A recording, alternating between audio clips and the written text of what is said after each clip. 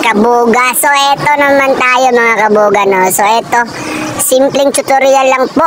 Gamit natin ay isang tip at isang water gallon na vacant yan ha. So ito, so sa mga bata dyan, ingat-ingat lang po sa paggamit nito at delikado po ito. At mas mabuti pong ipagamit ito sa mas matatanda. So ayan, ito po ang lata mga bossing, no.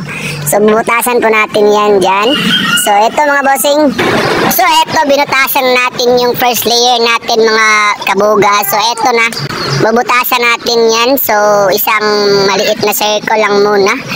So ayan, sa nakikita nyo ngayon, kung kayo ay minor de edad pa, ipagawa nyo lang po muna ito sa inyong mas nakakatanda sa bahay. So para iwas disgrasya po. So ayan mga kabugay, unti-unti na po nating binutasan mga bawat lata na po ito. So ayan ha. So stay tuned lang kayo mga kabuga at matatapos din natin tong tutorial na to. Sundan nyo lang tong video na to. Sure na sure ako makakagawa kayo ng buga na kasing lakas ng kanyon.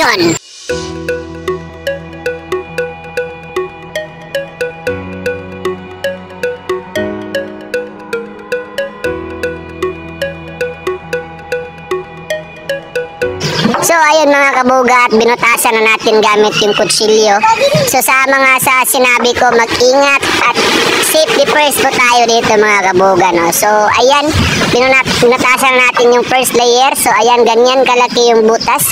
At yung isa naman ay maliit na butas lamang mga kabuga. So ito po, antabayan nyo lang po ang ating paggawa at sure ako matututo kayo dito mga bossing ha. So ayan, pangatlong layer na tayo mga kabuga. So ayan, pagkatapos natin mabutasan, butasan ulit natin yung side ng mga bilog. So ayan, gamit lang yung pako. So, ganyan lang mga kabuga. So ayan, stay tuned lang kayo dyan. Ayan.